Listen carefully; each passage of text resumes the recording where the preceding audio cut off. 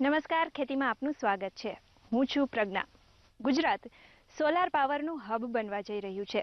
તાજેતરમાં જ મુખ્યમંત્રી નરેન્દ્ર મોદીએ એશિયાનો સૌથી મોટો ચારણકા ખાતેનો સોલાર પ્લાન્ટ ખુલ્લો મૂક્યો છે. આ ઉપરાંત વિશ્વમાં સૌ પ્રથમ કેનાલ સોલાર પ્લાન્ટ પણ ઉદ્ઘાટન થયું છે. ત્યારે મુખ્યમંત્રીએ એક સ્વપ્ન જોયું કે ગુજરાતનો ખેડૂત સોલારથી ખેતી કરે. પરંતુ મુખ્યમંત્રીના આ સ્વપ્નને એક ખેડૂતે વર્ષો પહેલા જ સાકાર કરી દીધું છે. ત્યારે જોઈએ કે જયેશભાઈ કેવી રીતે સોલારથી ખેતી કરે છે. ચાલો તેમના ખેતરમાં એક લટાર મારીએ.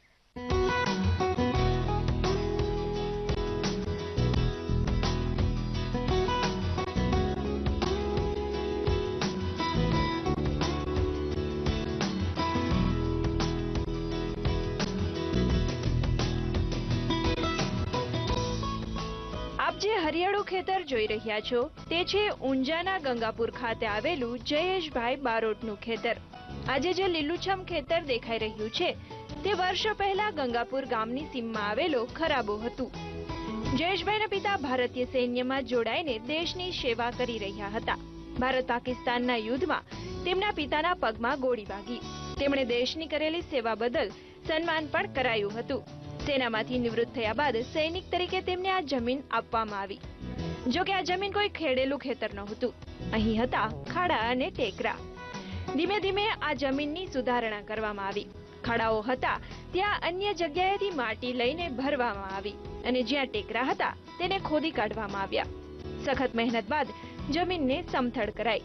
ત્યારબાદ જમીનની ફળદ્રુપતા વધારવા માટે નદી કિનારાની આસપાસની કાપવાળી રેતાળ માટી જમીન પર પાથરવામાં આવી અને જમીનને ખેતી યોગ્ય બનાવાઈ.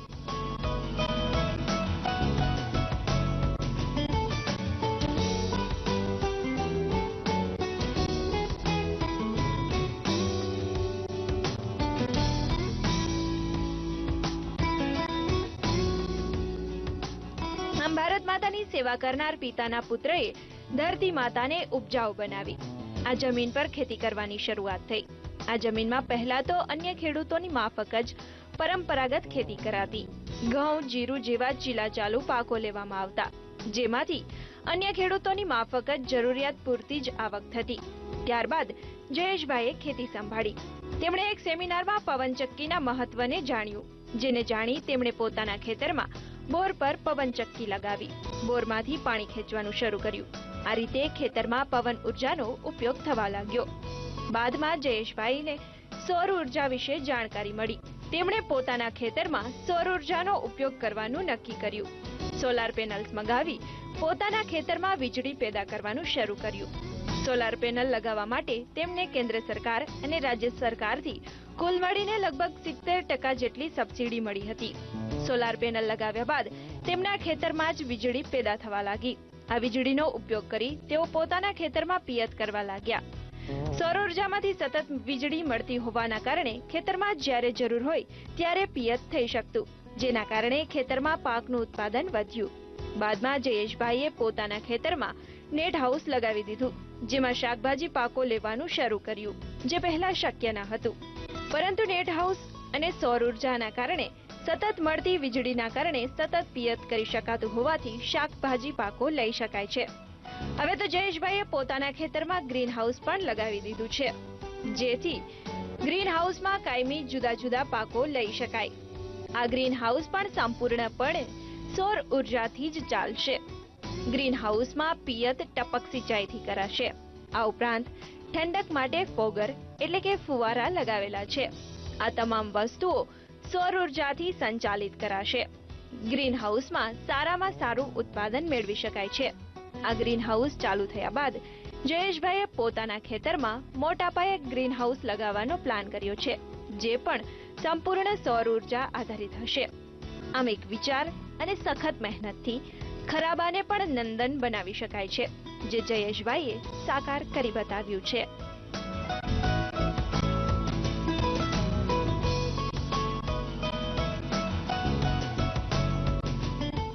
તો આપણે જોયું ને કે સોલાર પ્લાન્ટથી ગુજરાતમાં ખેતી થઈ રહી છે.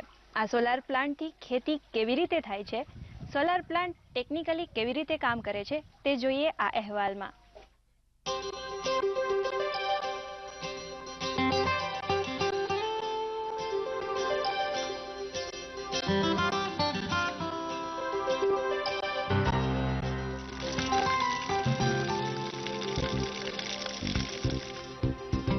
જયેશભાઈ બારોટના ખેતરમાં સૂર્ય ઉર્જાથી ખેતી કરવામાં આવે છે ત્યારે સ્વાભાવિક છે કે સૌ કોઈને પ્રશ્ન થાય કે સૌર ઉર્જાથી ખેતી કેવી રીતે શક્ય છે। જયેશભાઈએ પોતાના ખેતરમાં સોલાર પ્લેટ લગાવેલી છે। આ પ્લેટ પર સૂર્યનો પ્રકાશ પડે છે। પેનલ પર પડતા ઉર્જા વાયર મારફતે રૂમમાં લગાવેલી સિસ્ટમ સુધી પહોંચે છે। આ સિસ્ટમમાં સૌર ઉર્જા વીજળીમાં રૂપાંતરિત થાય છે। આ સિસ્ટમમાં લગાવેલા કન્વર્ટર મારફતે આ વીજળી ડીસી ફેઝમાં અન્ય ઉપકરણો સુધી પહોંચે છે। આ વીજળીથી બોરમાં સબમર્સિબલ મોટર ચલાવવામાં આવે છે, જેનાથી ખેતરમાં પિયત કરવામાં આવે છે। આ રીતે પિયત કરી એરંડા, વરિયાળી, શાકભાજી, ઘઉં, કપાસ વગેરે જેવા પાકોનું ઉત્પાદન લેવામાં આવે છે।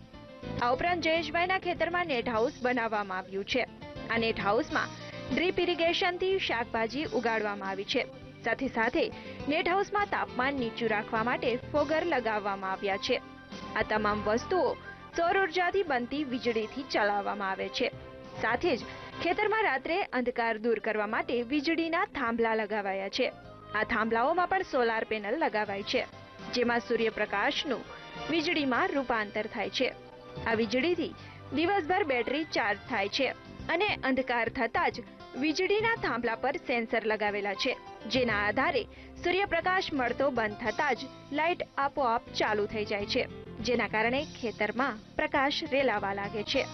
આ લાઇટના કારણે જયેશભાઈના ખેતરમાં રાત્રે પણ સરળતાથી કામ થઈ શકે છે। આના માટે વીજળીના થાંભલા લગાવ્યા બાદ ખાસ કોઈ ખર્ચ કરવાની પણ જરૂર પડતી નથી। આ ઉપરાંત જયેશભાઈનું ખેતર ગંગાપુરની સીમમાં આવેલું છે, જ્યારે તેમનું ઘર ઊંઝામાં છે। ત્યારે જયેશભાઈ અને તેમના ખેતરમાં કામ કરતા લોકોને આવવા જવાનું થોડું દૂર પડે છે। આવવા જવા માટે બાઇક કે અન્ય વાહનોનો ઉપયોગ કરવો અનિવાર્ય છે। આ વાહનોમાં ઈંધણ માટે પેટ્રોલ કે ડીઝલ ભરાવાની જરૂર પડે છે। પેટ્રોલ ડીઝલના ભાવ દિન પ્રતિદિન વધી રહ્યા છે। એવામાં જયેશભાઈએ બેટરી વડે ચાલતા બાઇક્સ વસાવ્યા છે। આ બાઇક્સની બેટરી પણ સૌર ઉર્જાથી ચાર્જ કરવામાં આવે છે, જેથી આ બાઇક્સ ચલાવવામાં પણ ખાસ કોઈ ખર્ચ કરવો પડતો નથી અને લગભગ મફતના ભાવે આવી જઈ શકાય છે। જયેશભાઈના ખેતરમાં એક મકાન પણ બનાવેલું છે, જેમાં લાઇટ, પંખો તથા ટીવી સુદ્ધા પણ સૌર ઉર્જાથી ચલાવવામાં આવે છે અને હવે તો જયેશભાઈ પોતાના ખેતરમાં ગ્રીન હાઉસ લગાવી રહ્યા છે, જેમાં પણ તે સૌર ઉર્જાથી ઉત્પન્ન થતી વીજળીનો જ ઉપયોગ કરવા માંગે છે।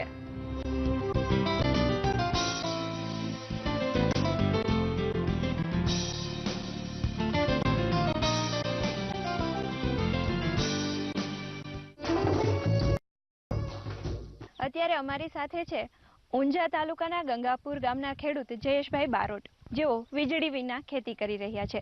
તો આ ખેતી કેવી રીતે કરે છે તે જાણીએ તેમની પાસેથી। જયેશભાઈ, સૌ પહેલા તો એ જણાવો કે તમે વીજળી વિના સારી રીતે ખેતી કરો છો, તો તે કેવી રીતે કરો છો? અમે વિન્ડ પવન ચક્કી અમે લગાવેલી છે અને પવન ઉર્જાથી અમે ખેતી કરીએ છીએ।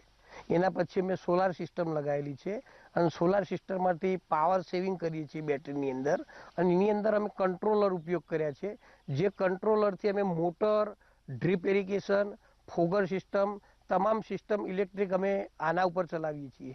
જયેશભાઈ, તમે કહ્યું તેમ તમે પવન ઉર્જાનો ખેતીમાં ઉપયોગ કરો છો, તો આ પવન ઉર્જા માટે તમે પવન ચક્કી ક્યારે લગાવેલી? આજથી 7 વર્ષ પહેલા હું બ્રહ્માકુમારી સેન્ટર માઉન્ટ આબુ ગયેલો। ત્યાંથી મને વિન્ડ ટર્બાઇન અને સોલાર સિસ્ટમ વિશે બધી માહિતી મળી।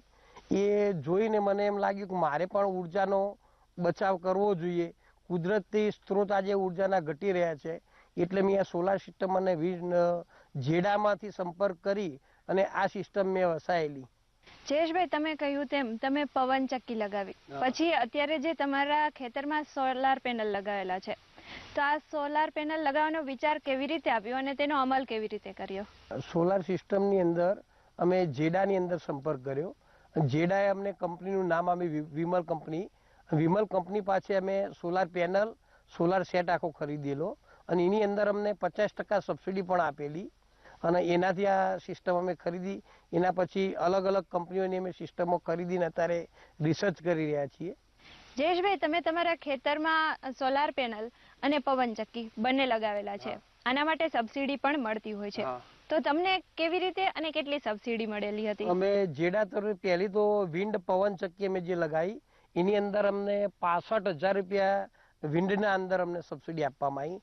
ગાંધી આશ્રમ તરફથી 9,500 રૂપિયાનો ચેક અમને આપવાનો થયો અને ખાલી માત્ર 30,000માં અમારા પવનચક્કી પડેલી.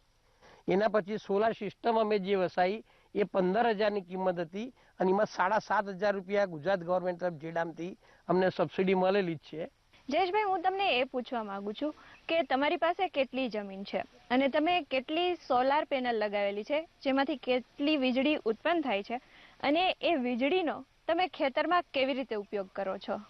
મારી પાસે ટોટલ 12 વીઘા જમીન છે અને 3,000 વોટની મેં સોલાર સિસ્ટમ લગાવેલી છે. એની અંદર હું નેટ હાઉસની અંદર પણ મોટર ચલાવી અને વાપરું છું અને ગ્રીન હાઉસની અંદર પણ હું આ સોલાર સિસ્ટમની લાઇટિંગનો ઉપયોગ કરી ડીસીમાંથી એસી કન્વર્ટ કરી અને મોટર ચલાવી અને ફોગર સિસ્ટમ તથા ડ્રીપ સિસ્ટમમાં પણ વાપરું છું. બીજું કે મારે શાકભાજીના પાકોનું વાવેતર કર્યું છે, એની અંદર પણ મેં આ જ ફોગર સિસ્ટમથી આ જ મોટરથી મેં પિયત કરીને આ ખેતી કરેલી છે. જયેશભાઈ, આ તો વાત થઈ ખેતીમાં સોલારની ઉત્પન્ન થતી વીજળીના ઉપયોગની, પરંતુ સોલારથી ઉત્પન્ન થતી વીજળીના બીજા કયા કયા ઉપયોગો થઈ શકે છે? બીજા ઉપયોગો હાઉસ હોલ્ડની અંદર થઈ શકે છે, જેની અંદર અમે સાઇન વેવનું ઇન્વર્ટર રાખીએ છીએ અને એ ઇન્વર્ટરથી ડીસીમાંથી એસી કન્વર્ટ પાવર કરી ટીવી છે, એલઈડી લાઇટિંગ છે, પછી ફ્રીજ છે, ઘરઘંટી છે, હાઉસ હોલ્ડનો તમામ ઉપયોગ તમે આ લાઇટિંગથી તમે કરી શકો છો અને કુદરતી ઉર્જાનો સ્ત્રોતના બચાવ કરી શકો છો. આની અંદર અમારી પાસે અમે 4 બેટરી બાઇક રાખીએ છીએ. એ બેટરી બાઇક પણ અમે આનાથી જ ચાર્જ કરીએ છીએ. રોજનું લગભગ 50 થી 100 રૂપિયાનું પાવરનું સેવિંગ અમે કરીએ છીએ આનાથી.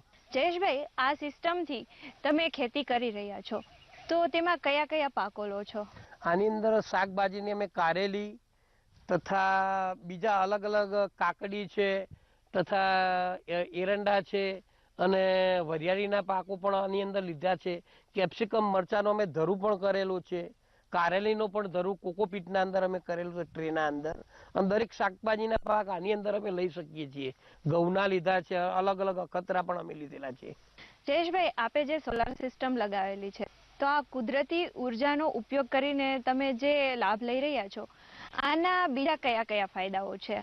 આની અંદર પેટ્રોલના ભાવ વધી રહ્યા છે. આ જનરેટર ચલાવી તો ડીઝલના પણ ભાવ વધી રહ્યા છે. તારે કુદરત ઉર્જાનો બચાવ કરવા માટે મેં આ સોલાર સિસ્ટમને આ વસાયેલું છે અને એમાંથી તમામ અમે કુદરતી ઉર્જાનો બચાવ કરીએ છીએ. આની અંદર કોઈ મેન્ટેનન્સ કે કોઈ ખર્ચો આવતો નથી. કુદરતી સ્ત્રોતો આજે ઘટી રહ્યા છે. આ ડીઝલ વાપરો તો ડીઝલની અંદર અત્યારે 50 થી 60 રૂપિયા ભાવ ખર્ચો થાય છે. એ ખર્ચો કોઈ થતો નહીં. કુદરતની ઉર્જાનો જે બચાવ થાય છે. અત્યારે જીબી પાછી ઇલેક્ટ્રિસિટીનું કનેક્શન માગીએ તો પણ 2 થી 3 લાખ રૂપિયા એસ્ટિમેટ ભરવું પડે છે. એ તો જ્યાં ખાતે જ છે, ખેડૂતનો કોઈ ફાયદો જ નથી. અને આ સિસ્ટમની અંદર આપણે એક જ ફેરે ખર્ચો કરવાનો છે. એના પછી નો મેન્ટેનન્સ, કોઈ ખર્ચો જ નથી. અને જ્યારે આપણે યુઝ કરવો હોય એ સમયે આ સિસ્ટમને આપણે પાવર યુઝ કરી શકીએ છીએ.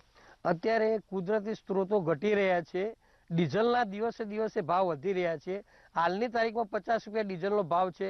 રોજનું તમે ખેતીની અંદર જનરેટરથી વાપરો તો રોજનું 500 રૂપિયાનું ડીઝલ જાય છે અને કુદરતી સ્ત્રોતો ઘટે છે. જમીનમાં જે વખત ડીઝલ નહીં હોય એ વખત શું કરીશું આપણે? તો એના માટે આપણા સોલાર સિસ્ટમ વસાઈ છે અને એનાથી એ પ્રેરણા લઈ હું જે કરું છું બીજો ખેડૂત કરે તો આજે બહારની ગવર્મેન્ટ પાસેથી આપણે જે ડીઝલ લાવવું પડે છે એ લાવવું નહીં પડે અને કુદરતી સ્ત્રોતનો કાયદે સાચો ઉપયોગ થશે. આપણે પ્રદૂષણનો નહીં થાય, પ્રદૂષણ પર્યાવરણની બચાવ થશે. આપણે તો આ હતા જયેશભાઈ બારોટ કે જેઓ સોલાર સિસ્ટમના ઉપયોગથી કેવી રીતે ખેતી થાય છે અને તેના ફાયદા કેવા છે તે અંગે માહિતી આપી. કેમેરામેન વિજય પટેલ સાથે પ્રજ્ઞા બાલસરા, વીટીવી, ગંગાપુર. તો આપે જોયું ને કે સોલાર પાવર એટલે કે સૌર ઉર્જાથી ખેતી થઈ શકે છે. તો આ રીતે ખેતી કરવાથી કેવા ફાયદા થાય છે તે જાણીએ.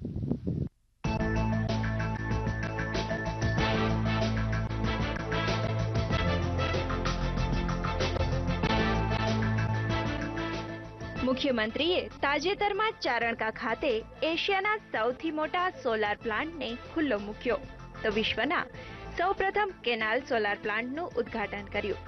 આ બંને પ્રસંગે મુખ્યમંત્રીએ વધુને વધુ સોલાર એનર્જી એટલે કે સૌર ઉર્જાના ઉપયોગ પર ભાર મૂક્યો હતો. સૂર્ય ઉર્જાનો ઉપયોગ કરવો અત્યારે અત્યંત આવશ્યક બની ગયો છે, કારણ કે વિશ્વમાં પેટાળમાં રહેલા ખનિજ તેલના ભંડારો ધીમે ધીમે ખાલી થઈ રહ્યા છે, જેના કારણે ભવિષ્યમાં જ્યારે તેલના ભંડારો સંપૂર્ણ ખાલી થઈ જશે ત્યારે દુનિયા થંભી જશે તેવી દહેશત ઊભી થઈ રહી છે. એવામાં જો સૂર્ય ઉર્જાનો ઉપયોગ કરવામાં આવે તો તે ખનિજ તેલનો સારો અને સસ્તો વિકલ્પ છે. ખનિજ તેલને કાઢવા માટે સૌ પહેલા તો તે જમીનમાં ક્યાં છે તે શોધવામાં આવે છે. આ ભંડારો મળ્યા પછી તે જગ્યાએ સારકામ કરવામાં આવે છે. અનેક જગ્યાએ સારકામ કર્યા બાદ અમુક જગ્યાએ જ ખનિજ તેલ મળી આવે છે. વળી ખનિજ તેલનું પ્રમાણ ઓછું વધારે રહે છે, જ્યારે સૂર્યપ્રકાશ તો પૃથ્વીના મોટા ભાગના સ્થળોએ સરળતાથી મળી રહે છે. તેને શોધવા જવાની જરૂર પડતી નથી. ખનિજ તેલ ભંડારમાંથી મળ્યા પછી તેને વાપરવા લાયક બનાવવા માટે ઘણી પ્રોસેસ કરવામાં આવે છે. આ બધી પ્રોસેસ પાછળ ઘણા સાધનો અને માણસો રોકાઈ રહે છે. જ્યારે સૂર્ય ઉર્જાનો ઉપયોગ કરવા માટે વ્યક્તિ પોતાના ઘરે જ સોલાર પ્લેટ લગાવી પોતાની જરૂરિયાત પૂરતી ઉર્જા મેળવી શકે છે. કોઈ અન્ય વ્યક્તિઓ પર કે કંપની પર આધાર રાખવો પડતો નથી, જેના કારણે તે સ્વાવલંબી બની શકે છે. જેથી આજકાલ જે પેટ્રોલ કે ડીઝલના ભાવ વધી રહ્યા છે અને તેના માટે વિવિધ કારણો સાંભળવા મળી રહ્યા છે, તેનાથી છુટકારો મેળવી શકાય છે. વળી સૂર્ય ઉર્જા મફતમાં મળે છે, જેથી મોંઘવારીના જમાનામાં એકવાર તેને લગાવવાનો જ ખર્ચ થાય છે. બાદમાં તેના માટે અન્ય કોઈ બિલ ભરવા પડતા નથી, જેથી વીજ બિલ કે ઈંધણના બિલમાં બચાવ થાય છે. આમ સૂર્ય ઉર્જાના ઉપયોગથી આર્થિક ફાયદો થાય છે.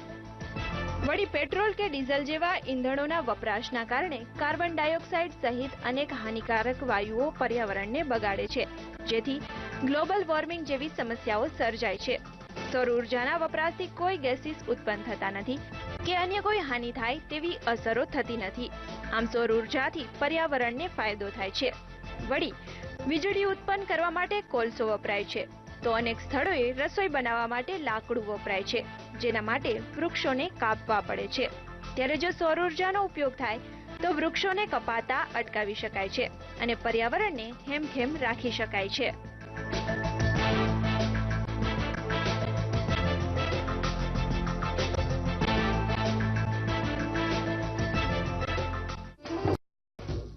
ખેતીમાં સોલાર ઉર્જાના ઉપયોગની વાત થઈ રહી છે, ત્યારે ખેતી ક્ષેત્રે સોલાર ઉર્જાનું ભવિષ્ય કેવું છે તે જોઈએ.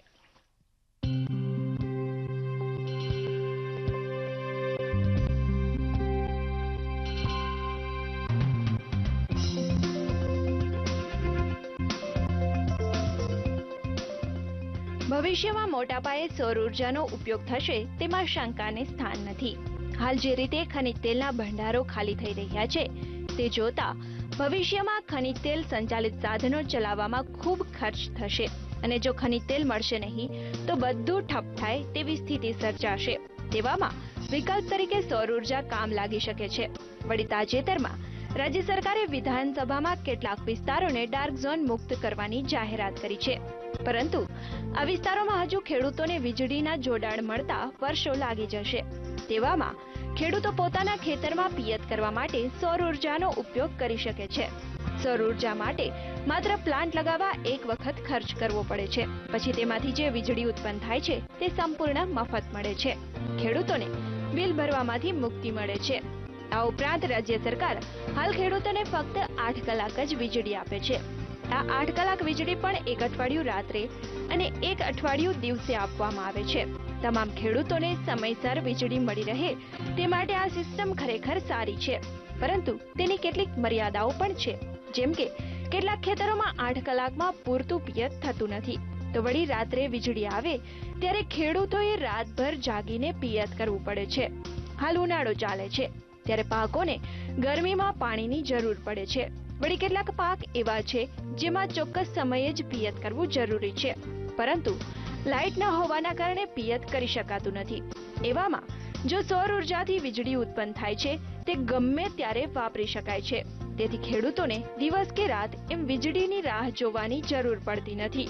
વળી હાલ જે વિસ્તારો ડાર્ક ઝોનમાં છે તેના ખેડૂતો માટે પણ સૌર ઉર્જાના ઉપયોગથી પોતાની ખેતીમાં પિયત કરી શકે છે. આમ સૌર ઉર્જાથી ખેડૂતોના અનેક પ્રશ્નોનો હલ આવી શકે છે. સૌર ઉર્જાના ઉપયોગથી ખેડૂતો રાત્રે પોતાના ખેતરમાં લાઇટના થાંભલા લગાવી અજવાળું પણ કરી શકે છે, જેથી કહી શકાય કે ખેડૂતો માટે સૌર ઉર્જાનો ઉપયોગ એ સમજદારી ભર્યું કામ છે.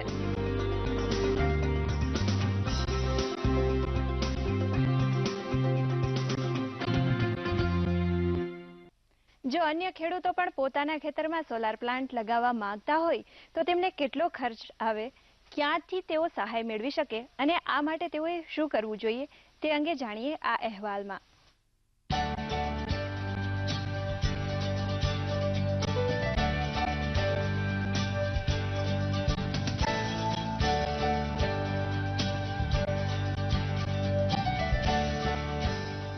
સૌર ઉર્જાનો ઉપયોગ કરવો હાલ અત્યંત જરૂરી બની ગયો છે. તે ધીમે ધીમે વિશ્વભરને સમજાઈ રહ્યું છે. ત્યારે સરકાર દ્વારા પણ પરંપરાગત ઉર્જાના માધ્યમોના બદલે બિનપરંપરાગત ઉર્જાના સ્ત્રોતોના વપરાશને પ્રોત્સાહન અપાઈ રહ્યું છે.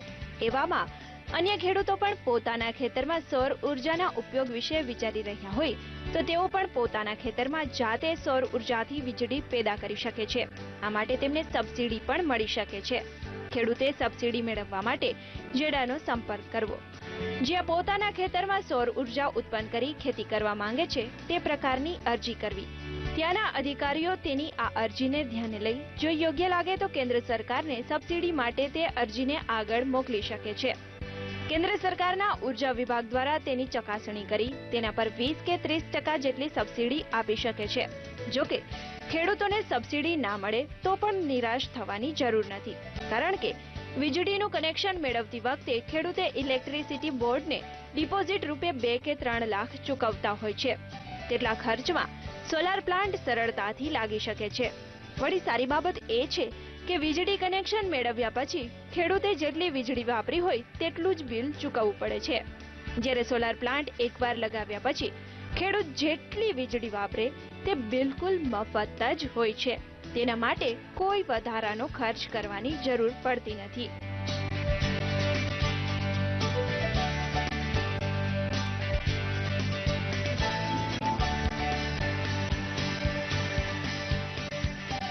કેમેરામેન વિજય પટેલ સાથે પ્રજ્ઞા બાલસરા, VTV, ગંગાપુર.